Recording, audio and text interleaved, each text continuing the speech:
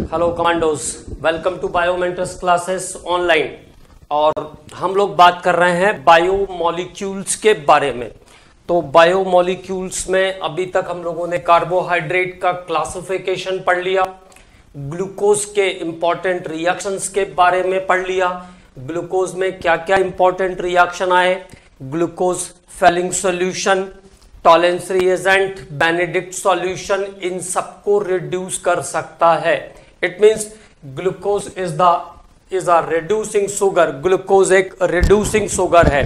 Fehling solution के साथ red precipitate of cuprous oxide, Tollens reagent के साथ सिल्वर मिरर बनाएगा, ब्रोमीन के एक्वस सॉल्यूशन के साथ भी ये ग्लूकोनिक एसिड बनाएगा, नाइट्रिक एसिड से ऑक्सीडाइज करने पर ग्लूकोसैकरिक एसिड बनाता है। It forms glucosaccharic acid by the oxidation with nitric acid.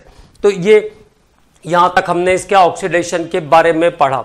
अगर ग्लूकोज को हम रिड्यूस करते हैं तो सॉर्बिटॉल बन जाएगा। ग्लूकोज को रिड्यूस करेंगे तो सॉर्बिटॉल बनेगा NaHD से, और अगर ग्लूकोज को HI से रिड्यूस करेंगे तो नॉर्मल हेक्सेन बनेगा, जो कि ग्लूकोज के चेन स्ट्रक्चर को जस्टिफाई करता है। Which justify the chain structure of glucose. HCN के साथ ग्लूकोज साइनोहाइड्रिन और NH2OH के साथ ग्लूकोज ऑक्सिम बनेगा। फिनाइल हाइड्राजीन के साथ जितनी भी रिड्यूसिंग शुगर है वो सब ग्लूकोसाजोन बनाती है। Glucosazone is the needle shape crystal. Needle shape crystals glucosazone का फॉर्मेशन करते हैं फिनाइल हाइड्राजीन के साथ। All the reducing sugars form glucosazone, ये ध्यान रखना है, ठीक है। इसके बाद हमने बात किया ग्लूकोज का सल्फ्यूरिक एसिड के साथ रिएक्शन। तो अगर कॉन्सेंट्रेटेड सल्फ्यूरिक एसिड के साथ हीट करेंगे तो ब्लैक एश बचेगी, ओनली कार्बन इज देयर। और अगर ग्लूकोज को हम कॉन्सेंट्रेट सल्फ्यूरिक एसिड के साथ डिहाइड्रेट करेंगे तो हाइड्रोक्सी मिथाइल फरफुरेल बन जाएगा। हाइड्रोक्सी मिथाइल फरफुरेल बन जाएगा। NaOH के साथ, कॉन्सेंट्रेटेड NaOH के साथ ग्लूकोज पहले येलोइश कलर शो करेगा, फिर brownish, and finally it gives resinous mass. Finally क्या बना लेगा? रेजिनस मास बना लेगा। फाइनली इट फॉर्म्स रेजिनस मास, ठीक है। इसके बाद अगर ग्लूकोज को हम डाइल्यूट NaOH सॉल्यूशन के साथ रखेंगे तो ये डी फ्रक्टोज और डी मैनोज बनाएगा। डी फ्रक्टोज और डी मैनोज बनाएगा by showing enolisation. By showing enolisation, और इनोलाइजेशन से ये इनोलिक कंपाउंड बनाएगा, ठीक है। इनोलिक कंपाउंड बनाता है जो कि फ्रक्टोज और मैनोज में चेंज हो जाता है। ग्लूकोज और मैनोज एक दूसरे के साथ सेकेंड कार्बन एटम के कॉन्फ़िगरेशन से बैरी करते हैं, और इस ग्लूकोज और मैनोज के पेयर को हम कहते हैं एपीमर्स। जब सेकेंड कार्बन पर कॉन्फ़िगरेशन ऑप्टिकल एक्टिव कंपाउंड के सेकेंड कार्बन का कॉन्फ़िगरेशन डिफर करता है तब उसको हम कहते हैं एपीमर्स, और फर्स्ट कार्बन का जब कॉन्फ़िगरेशन डिफर करता है तब उसको हम कहते हैं एनोमर्स। तो यहां तक की सभी चीजें मैंने आपको बता दिया था। एनोमर्स और एपीमर्स तक हम लोगों ने बात कर लिया था, ठीक है। अब बात करते हैं, थोड़े से और इंपॉर्टेंट पॉइंट्स पर डिस्कशन करेंगे। कुछ और इंपॉर्टेंट पॉइंट्स को डिस्कस करेंगे यहां पर हम लोग, है ना। तो ये ग्लूकोज से रिलेटेड इंपॉर्टेंट पॉइंट्स मैंने आपको अभी तक बता दिए थे। अब छोटी छोटी बातें जो पहले से ही हमको पता है, क्योंकि ऑप्टिकल आइसोमेरिज्म हो चुका है। ऑप्टिकल आइसोमेरिज्म में ये सभी चीजें कहीं ना कहीं पे टच हुई हैं, ठीक है। अब बात करते हैं DL आइसोमर के बारे में। DL आइसोमर क्या होता है? तो DL आइसोमर डेक्स्ट्रो और लिवो। DL आइसोमर क्या? डेक्स्ट्रो और लिवो आइसोमर को ही हम DL आइसोमर भी कहते हैं। तो हम लोग बात कर रहे थे DL मिक्सचर के बारे में। About DL mixture, this is mixture of dextro and levo. तो जब ऑप्टिकल एक्टिव कंपाउंड, जो ऑप्टिकल एक्टिव कंपाउंड होते हैं, वो plane polarised beam of light को रोटेट करते हैं। Plane polarised beam of light को रोटेट करते हैं, और उस पोलराइजेशन के बेस पर अगर लेफ्ट टू राइट की तरफ पोलराइजेशन है तो उसको हम कहेंगे डी फॉर डेक्स्ट्रो, और अगर राइट टू लेफ्ट है तो उसको हम कहेंगे लिवो। तो ठीक है, तो हम बात कर रहे थे डीएल मिक्सचर के बारे में। तो D and L isomers are mirror images of each other. पहली बात तो ये ध्यान रखना है, D and L isomers, D and L isomers are mirror images of each other. D और एल आइसोमर जो होते हैं वो एक दूसरे के मिरर इमेज होते हैं, और mirror image of each other, mirror image of each other. तो डी और एल आइसोमर जो हैं एक दूसरे के मिरर इमेज हैं, image of each other, each other, है ना। तो डी और एल आइसोमर जो है वो एक दूसरे के मिरर इमेज होते हैं, मिरर इमेज होते हैं, ये ध्यान रखना है। क्या हो गया, mirror image of each other. तो डी एल आइसोमर एक दूसरे के मिरर इमेज होते हैं, ये इंपॉर्टेंट बात है, इसको ध्यान रखेंगे। डी और एल आइसोमर जो होते हैं मिरर इमेज होते हैं, ठीक है, mirror image of each other. If OH group is on the right side, if OH group is on the right side, OH group is on the right side, अगर OH group right side पर है, OH group is on the right side, the sugar is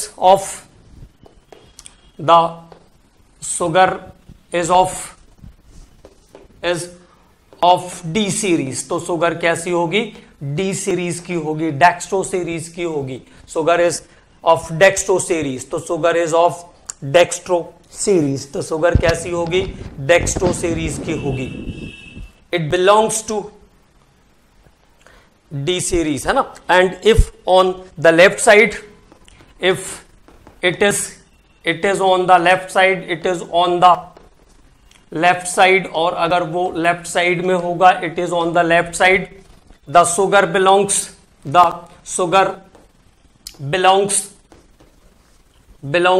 L side, L series, the sugar belongs L series। तो ये है DL mixture, dextro और लिवो isomer का mixture, dextro और लिवो isomer का मिक्सचर। अगर OH ग्रुप राइट साइड पर है तो उसको हम डी सीरीज ऑफ शुगर कहेंगे, और अगर OH ग्रुप लेफ्ट साइड पर है तो उसको हम L series of composition, L series of compound कहेंगे, L सीरीज का मिक्सचर कहेंगे, ठीक है। और ग्लूकोज के केस में ये 5th कार्बन पर चेक किया जाता है, ग्लूकोज के केस में ये 5th कार्बन से चेक होगा। तो DL मिक्सचर वाला डी ग्लूकोज और L ग्लूकोज क्या होगा, या तो आप ग्लिसरॉल्डिहाइड से चेक कर लो या फिर आप उसको ग्लूकोज से भी चेक कर सकते हो। 5th कार्बन का कॉन्फ़िगरेशन डिफर करना चाहिए, 5th कार्बन पर कॉन्फ़िगरेशन जो है वो डिफर करना चाहिए। तो देखो ग्लूकोज CHO, CHOH,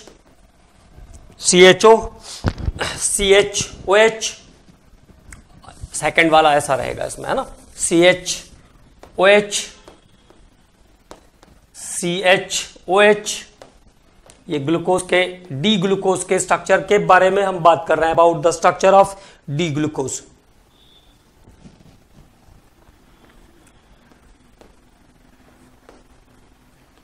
ये हो गया 4th और ये हो गया 5th, दिस इज C5, और लास्ट वाला तो CH2OH ही रहता है, लास्ट वाला CH2OH रहेगा। तो हम बात किसकी कर रहे थे, C5 की बात कर रहे थे, C5 पर हम बात कर रहे थे। तो किधर है, टुवर्ड्स राइट, तो ये क्या हो जाएगा, D glucose, this is D glucose. तो this is structure of D glucose, okay. Towards right है OH, तो क्या हो जाएगा, डी ग्लूकोज हो जाएगा। अब एल ग्लूकोज का स्ट्रक्चर कैसे आएगा, तो 5th कार्बन पर आपको चेक करना है। पहला वाला तो सेम एज रहेगा, उसमें कोई डिफरेंस नहीं है। डी ग्लूकोज और एल ग्लूकोज में क्या अंतर है ये देखना है।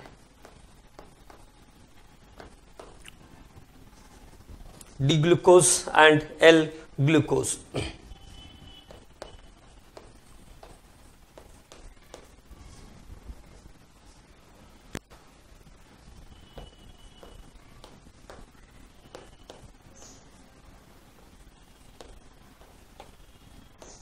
और ये final CH2OH, final is the CH2OH।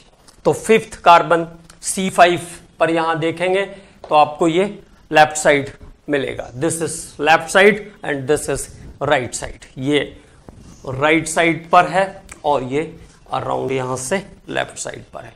तो C5 पर डी ग्लूकोज और एल ग्लूकोज डिफर करता है, ये ध्यान रखेंगे। This is L glucose, L glucose. तो इसको कहते हैं डीएल मिक्सचर।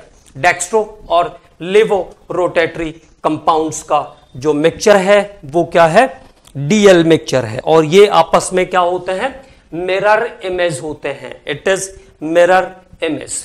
ओके, तो this is the mirror image and this is known as DL mixture. और ये पॉजिटिव रोटेशन और नेगेटिव रोटेशन के बेस पे फिर पॉजिटिव डेक्स्ट्रो और negative D, positive D, negative D, ऐसे भी क्लासिफाई होते हैं। अब बात करते हैं अगले पॉइंट पर, नेक्स्ट पॉइंट पर डिस्कशन करते हैं and that is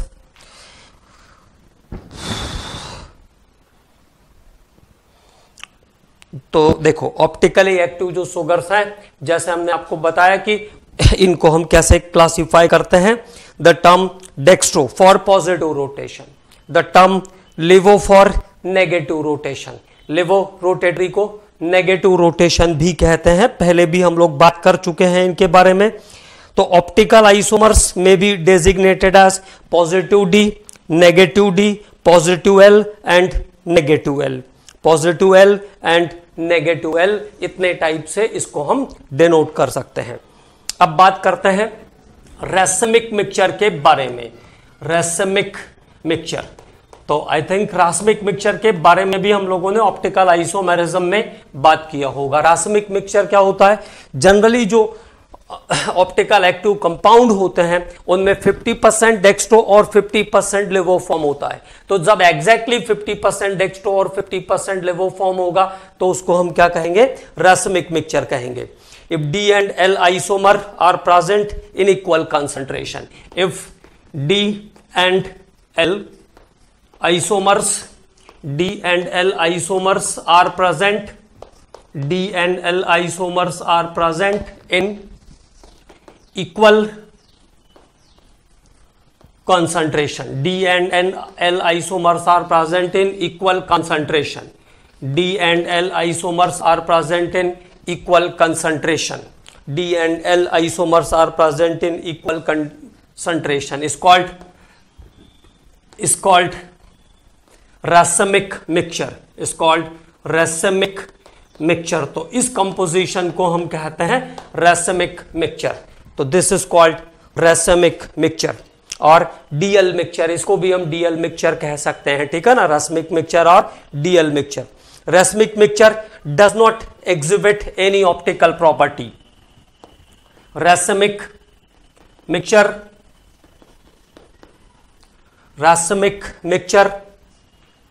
does not exhibit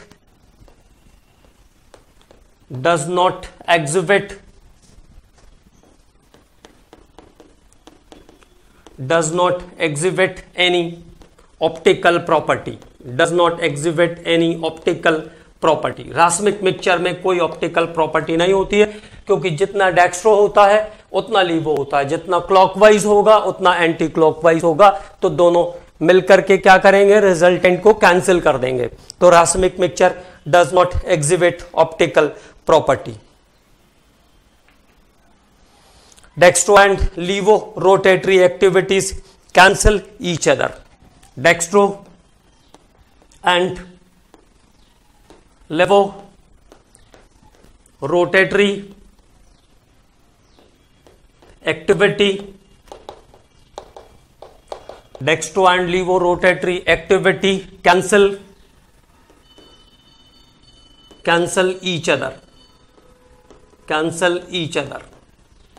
dextro and levo rotatory activity cancel each other, dextro और लीवो रोटेटरी, क्योंकि दोनों बराबर बराबर कॉन्सेंट्रेशन में होते हैं, इसलिए एक दूसरे को क्या करता है, कैंसिल कर देता है, कैंसिल ईच अदर।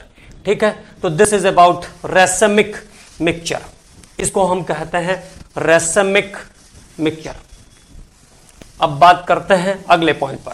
तो डीएल मिक्सचर रेसमिक मिक्सचर हो गया। C5 पर ग्लूकोज का जब कॉन्फ़िगरेशन डिफर करता है तब डी ग्लूकोज और एल ग्लूकोज ऑब्जर्व करने को आपको मिलेगा, है ना। उसके बाद अब बात करते हैं इनांशियोमर्स, आपको पहले से क्लियर है, special type of stereoisomer having mirror image. तो जिनका मिरर इमेज बनता है वो इनांशियोमर, और ऐसे ऑप्टिकल एक्टिव कंपाउंड जिनकी मिरर इमेज नहीं बनती है उनको हम कहते हैं डायस्टीरियोसोमर्स। ठीक है, तो अबाउट इनांशियोमर एंड डायस्टीरियोसोमर्स, तो जिसका मिरर इमेज बनेगा वो इनांशियोमर, और जिसका मिरर इमेज नहीं बनेगा, जिसका मिरर इमेज नहीं बनेगा वो डायस्टीरियोसोमर्स। ओके, तो दो चीजें और ध्यान रखेंगे। Enantiomers it means having mirror image, optical active isomer which forms the mirror image, जैसे लैक्टिक एसिड है, और डायस्टीरियोसोमर्स जिसकी मिरर इमेज नहीं बनेगी उसको हम कहेंगे डायस्टीरियोसोमर्स। तो मिरर इमेजेस जिसकी नहीं बनती है वो डायस्टीरियोसोमर्स हैं। ठीक है, तो ये दो और टर्म्स क्लियर हो गए। अब बात करते हैं म्यूटा रोटेशन के बारे में। म्यूटा rotation spontaneous change in specific rotation of an optical active compound. Spontaneous change in specific rotation of an optical active compound. Spontaneous change in specific rotation. Spontaneous change in specific rotation of an optical active compound, spontaneous change in specific rotation of an optical active compound is called mutarotation.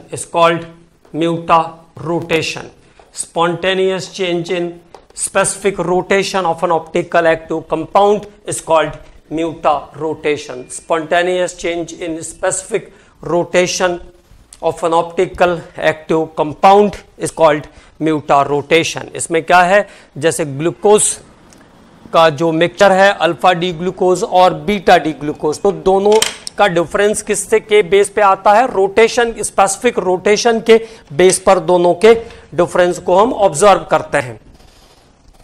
तो spontaneous change in specific rotation of an optical active compound is called mutarotation. यहां तक clear. The alpha and beta anomers of glucose have different optical rotation. Example लिखेंगे अब हम लोग। The spontaneous change in specific rotation of an optical active compound is called mutarotation. ये तो इसका definition हो गया। अब इसका मीनिंग क्या है, कैसे इसको समझेंगे, तो आगे लिखते हैं। The alpha and beta anomers, the alpha and beta anomers, alpha and beta anomers of glucose, alpha and beta anomers of glucose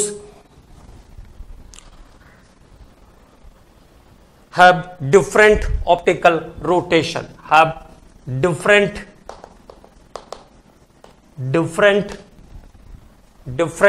optical rotation, have different optical rotation, दोनों different optical rotation शो करते हैं, different optical rotation.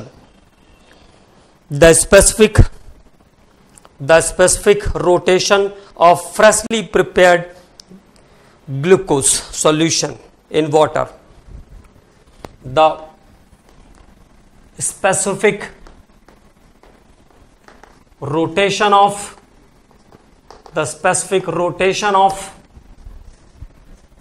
freshly prepared solution of alpha D glucose in water। जैसे bond angles रहता है ना, जैसे एक specific bond angle रहता है कोवेलेंट कंपाउंड में 109 degree, 28.8, 100 this degree, 120 degree, 180 degree. तो उसी तरीके से अल्फा डी ग्लूकोज जो है उसका जो स्पेसिफिक रोटेशन होता है, the alpha and beta anomers of glucose have different optical rotation. The specific rotation of freshly prepared solution of alpha D glucose in water, alpha D glucose in water is 112.2 degree, is plus 112.2 degree. थोड़ा बहुत book to book में variation हो सकता है। 112.2 degree, 112.2 degree, which gradually changes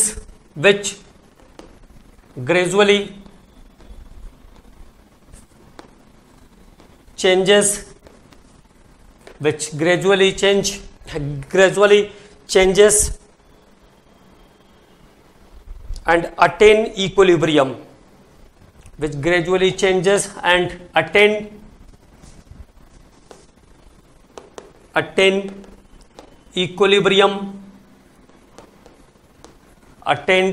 equilibrium, gradually changes and attain equilibrium at constant value of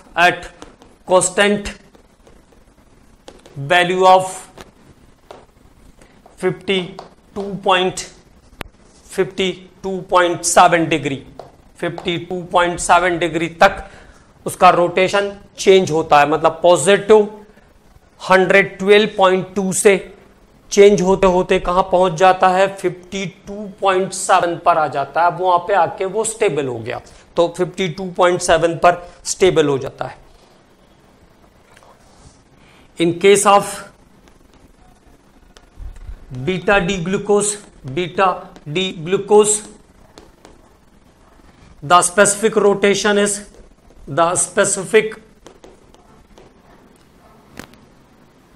rotation is, जब वो initial बनेगा तब क्या होगा, the specific rotation is plus 18.7 degree. तो शुरुआत में beta D glucose, freshly prepared solution of beta D glucose का स्पेसिफिक रोटेशन कितना होता है, 18.7 degree, 18.7 degree. It increases to attain the equilibrium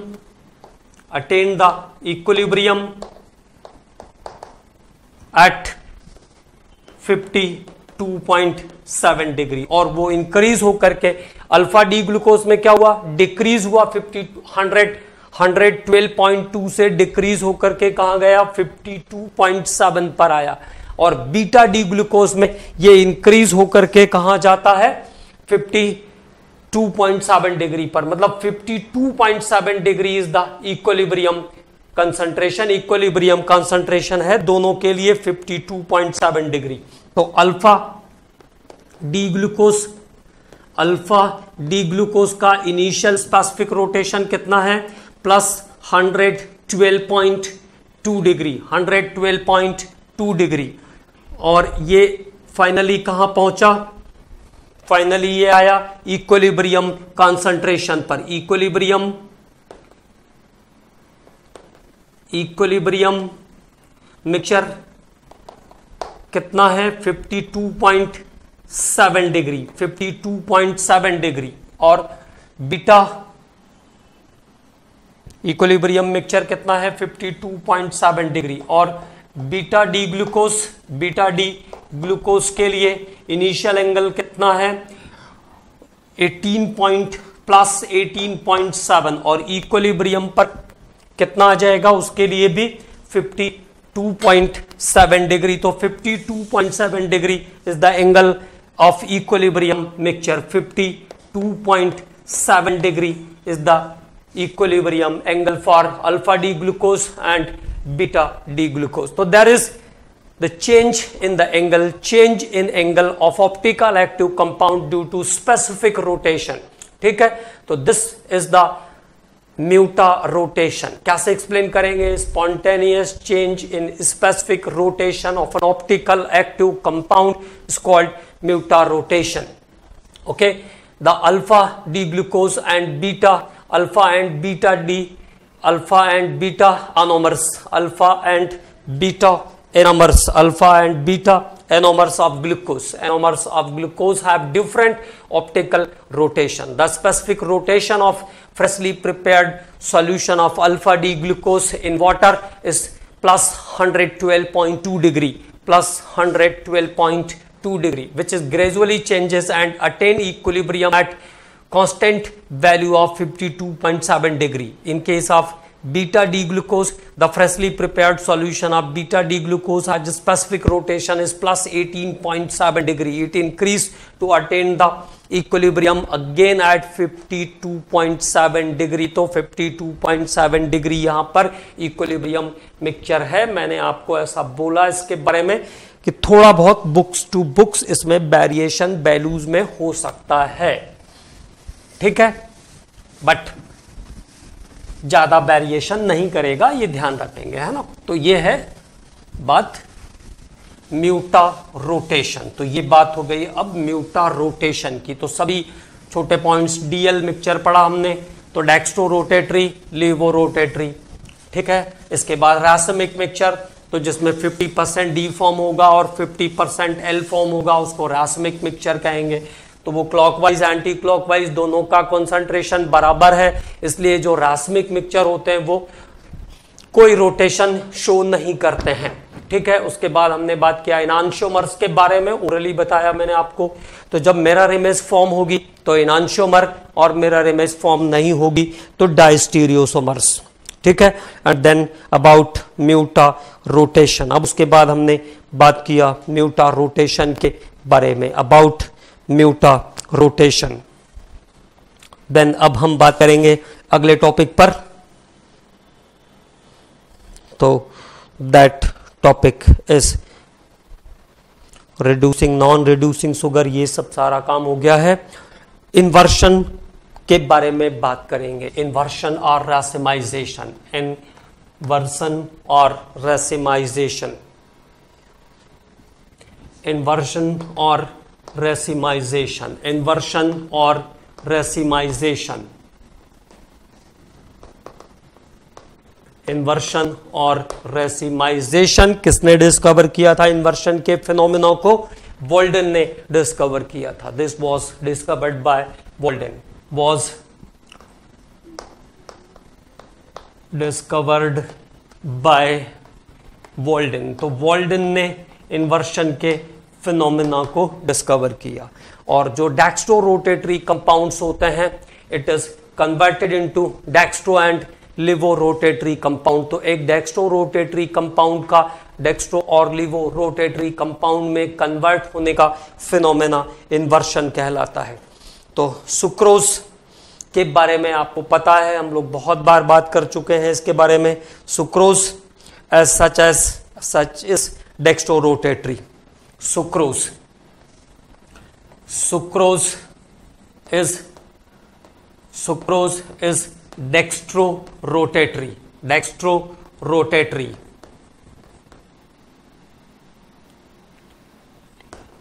Sucrose is dextrorotatory. Sucrose कैसा है? डेक्स्ट्रोरोटेटरी कंपाउंड है. Sucrose is itself dextrorotatory. ठीक है, सुक्रोज कैसा है? डेक्स्ट्रोरोटेटरी है. कितना रहता है इसका angle of specific rotation? 66.5 degree, 66.5 degree. तो sucrose is dextrorotatory. When hydrolyse sucrose, when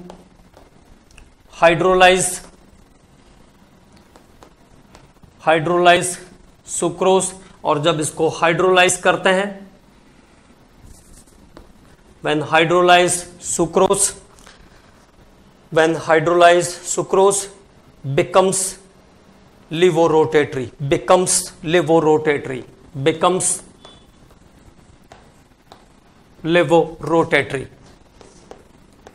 levorotatory, becomes levorotatory.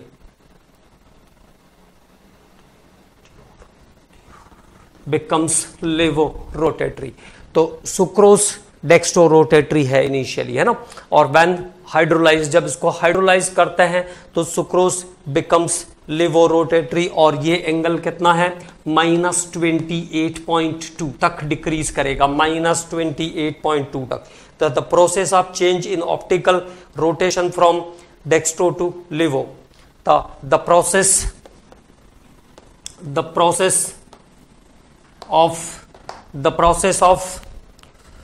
process of change in optical rotation, the process of change in optical rotation, process of change in optical rotation, the process of change in optical rotation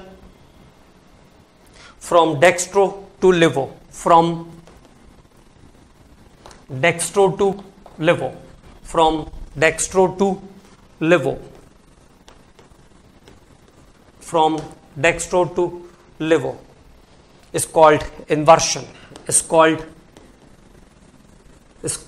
inversion. तो dextro rotation से लिवो rotation पर जाना inversion है, is called inversion. Dextro rotation से लिवो rotation तक change करना configuration को inversion कहलाता है, is called inversion, is called inversion.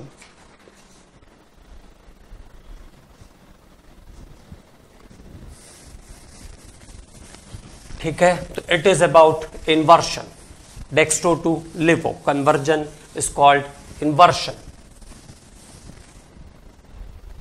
Sucrose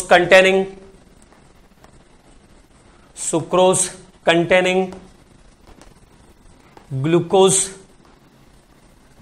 and fructose. Sucrose के अंदर दो डिफरेंट शुगर रहती है, ग्लूकोज एंड फ्रक्टोज. हाइड्रोलिसिस करते हैं तो दो मोनोसैकेराइड यूनिट्स मिल जाती है, दो मोनोसैकेराइड यूनिट्स मिलती है, that is glucose and fructose, glucose and fructose. Sucrose containing glucose and fructose. It is also known as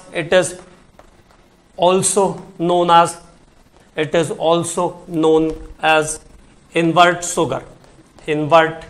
sugar, और इसको हम क्या कहते हैं, invert sugar कहते हैं. It is also known as invert sugar, इसको invert sugar भी कहते हैं. ठीक है, तो it is about the inversion, it is about the inversion. तो ये अगला फिनोमेना हो गया म्यूटा रोटेशन के बाद इन्वर्शन, और इन्वर्शन के बाद अब एक और पॉइंट बचा है, उसके बाद छोटे छोटे शुगर्स के बारे में बात करना है, दैट इज ग्लाइकोसिडिक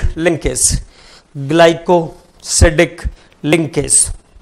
तो दो मोनोसैकेराइड यूनिट्स जिस केमिकल बॉन्ड से आपस में जुड़ते हैं उसको हम कहते हैं glycosidic linkage.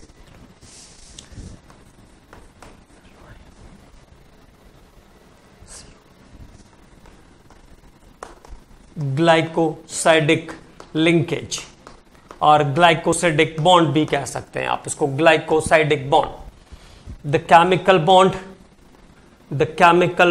by which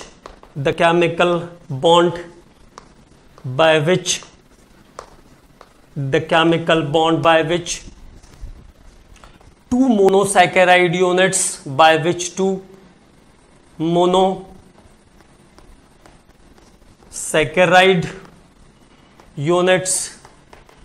are joined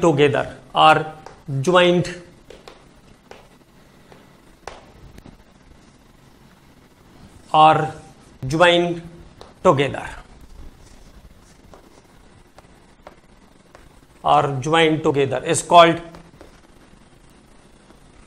glycosidic linkage. तो जिस केमिकल बॉन्ड से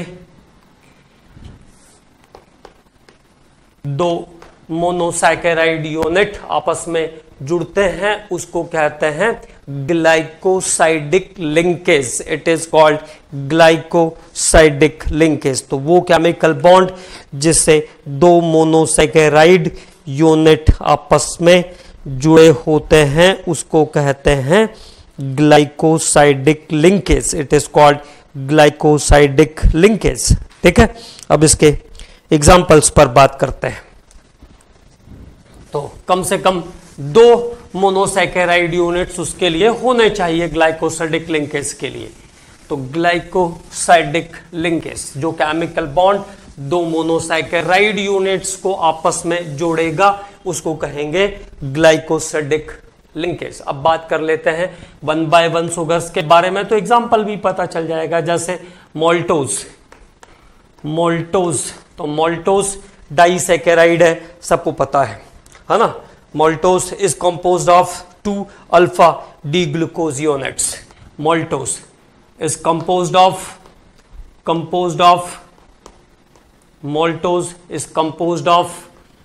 2 alpha. Maltose is composed of 2 alpha D glucose units। 2 alpha D glucose कहा तो dextroglucose। 2 alpha D glucose units। Maltose is composed of 2 alpha D glucose units। 2 alpha D glucose units held together by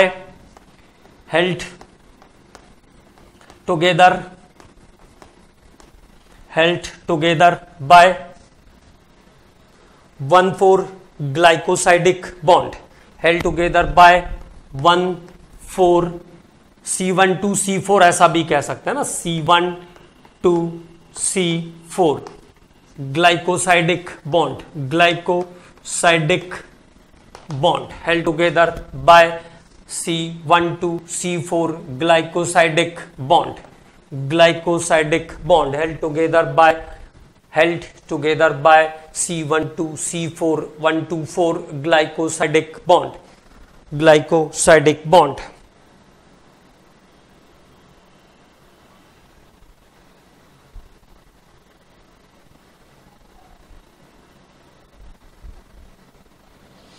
The free aldehyde group present on C1, the free aldehyde group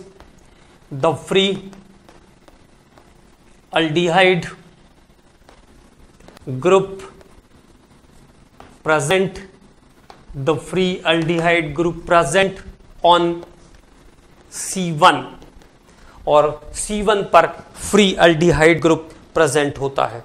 C1 पर free aldehyde group present होता है। free aldehyde group present on the C1 of second glucose। C1 free aldehyde group present on the C1 of second glucose। देखो दो glucose unit थी, 1,4 से जुड़ रही है तो दोनों के 1 पर क्या रहता है, एल्डिहाइड ग्रुप रहता है। दोनों के 1 पर क्या रहता है, एल्डिहाइड ग्रुप रहता है। तो एक का एल्डिहाइड ग्रुप तो ऑक्यूपाई हो जाएगा और दूसरा किससे जुड़ रहा है, C4 से जुड़ रहा है, तो 4 से जुड़ा तो C1 वैकेंट है, तो C1 पे एल्डिहाइड रिमेनिंग रहेगा। ठीक है, तो free aldehyde group present on C1 of second glucose C1 of second glucose, जिसके कारण क्या होगी, है रिड्यूसिंग शुगर होगी C1 ऑफ अनदर ग्लूकोज। ठीक है, C1 of another glucose, so it is hence it is reducing sugar, ऐसा लिख सकते हैं हम ना। hence it is reducing sugar, hence it is reducing sugar। तो क्लियर हो गई बात। ग्लाइकोसाइडिक लिंकेज बनाएगा कहां से कहां, C1 to C4। तो फर्स्ट कार्बन पहले ग्लूकोज का एल्डिहाइड, क्योंकि C1 की बात हो रही है तो वहां पे एल्डिहाइड बॉन्ड बनाने में इन्वॉल्व हो जाएगा। मतलब सेकेंड कार्बन का जो C1 वाला ग्रुप है वो तो इन्वॉल्व हुआ नहीं, उस पे जो CHO रहेगा वो क्या होगा, रिमेनिंग रहेगा। तो फ्री एल्डिहाइड ग्रुप प्रेजेंट रहती है मोल्टोज शुगर में, और मोल्टोज शुगर के अंदर फ्री एल्डिहाइडिक ग्रुप प्रेजेंट रहता है, इसलिए ये रिड्यूसिंग शुगर होती है और इसकी एक क्वालिटी और भी होगी कि ये ओसाजोन टेस्ट भी देगा, है ना, ओसाजोन टेस्ट भी देगा, तो ये भी इंपॉर्टेंट बात है इसकी। अब बात कर लेते हैं ग्लाइकोसिडिक लिंकेज, देख लेते हैं एक बार कैसे बनता है। तो C1 और C4 पर लिंक करता है मोल्टोज में बॉन्डिंग, ये ध्यान रखेंगे। ग्लाइकोसिडिक लिंकेज किसके किसके बीच बना, C1 टू C4 के बीच बनता है, C1 और C4 के बीच बनता है glycosidic linkage, glycosidic linkage in maltose. तो हम लोग बात कर रहे हैं मोल्टोज के बारे में, स्ट्रक्चर ऑफ मोल्टोज, तो जिसमें दो अल्फा डी ग्लूकोज यूनिट एक दूसरे को कंसर्न करती है, जिसमें अल्फा डी ग्लूकोज यूनिट एक दूसरे को कंसल्ट करती है। तो एक तो C1 से चलेगा और एक कहां से स्टार्ट करेगा, C4 पे जुड़ेगा, मतलब उसका C1 का जो CHO ग्रुप है वो फ्री रहेगा, ठीक है। तो C1 ये आया H और ये यहां पे आएगा CH2OH, तो यहाँ पे केवल H आएगा, यहाँ पे H और यहाँ पे OH, यहाँ पे OH और यहाँ पे H। अल्फा डी ग्लूकोज के स्ट्रक्चर पर बात कर रहे हैं हम लोग, ये हुआ पहला अल्फा डी ग्लूकोज का स्ट्रक्चर और यहाँ पे क्या रहेगा, OH रहेगा, ठीक। अब जो दूसरी यूनिट है वो अपोजिट, तो देखो 1 2 3 4, तो अपोजिट साइड से इंटरैक्ट करेगी, it interact from opposite side, that unit is interact from opposite side. तो C4 से इंटरैक्ट करेगा, C4 से इंटरैक्ट करेगा, तो यहां का जो एल्डिहाइडिक ग्रुप रहेगा वो कैसा बचा रहेगा, फ्री बचा रहेगा, C1OH,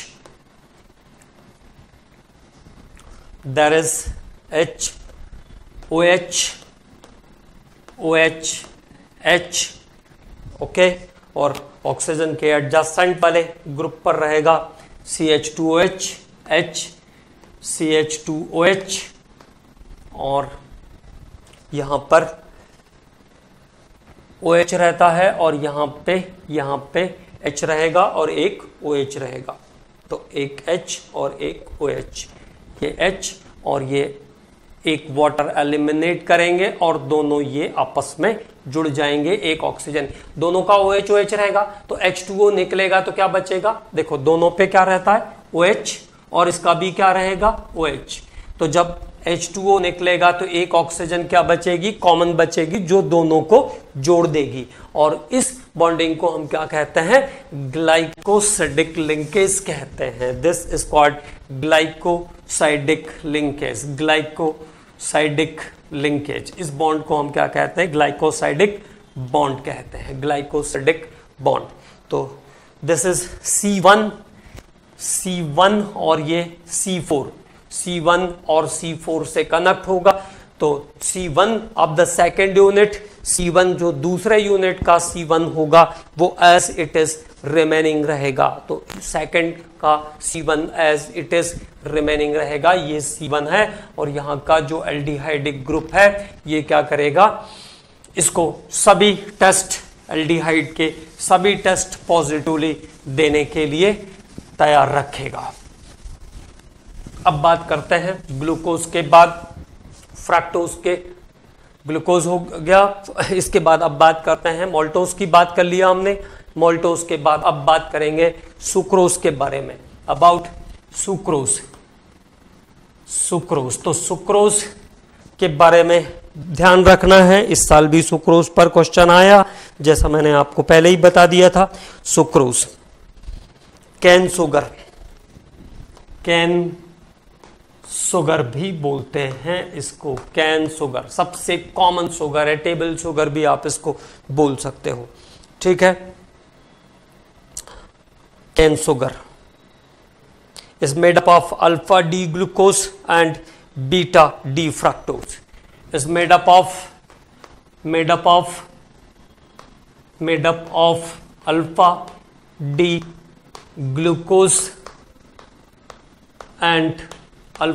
glucose and beta D fructose, made up of alpha D glucose and beta D fructose, alpha D glucose and beta D fructose.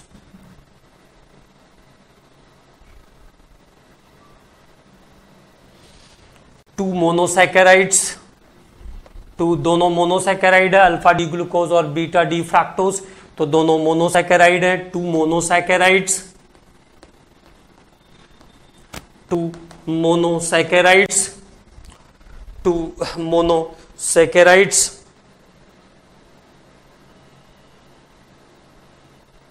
held together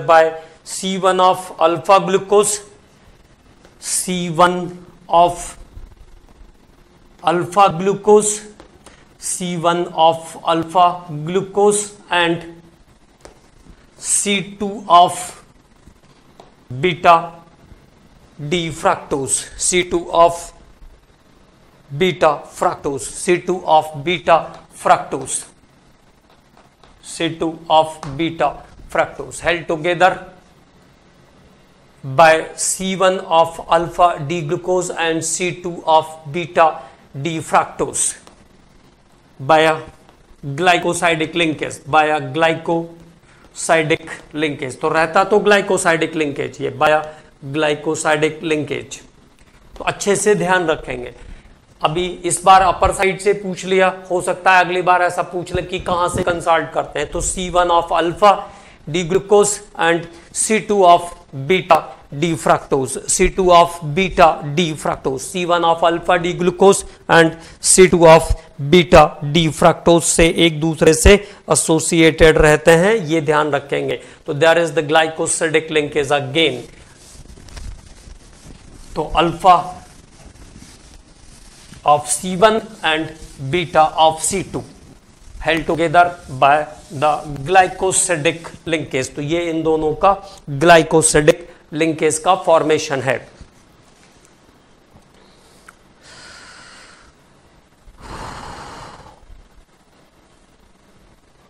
और फ्रक्टानोज स्ट्रक्चर रहता है इसका सेकेंड वाले का,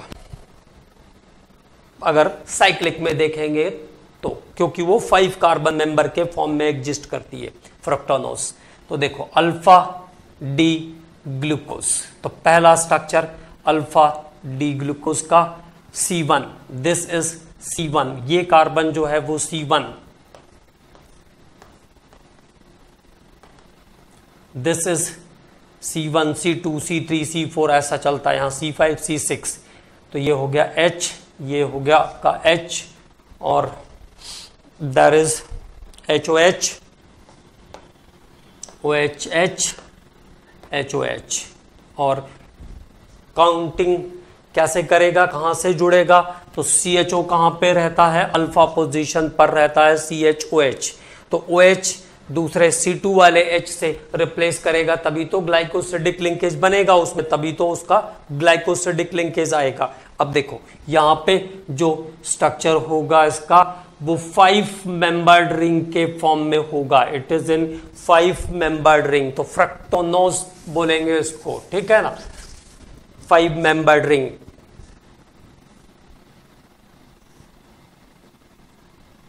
एक, दो, तीन और ये 4 और ये 5, ये ऐसा रिंग शेप स्ट्रक्चर रहेगा इसका, ठीक है। तो C2 is consort here, CH2OH,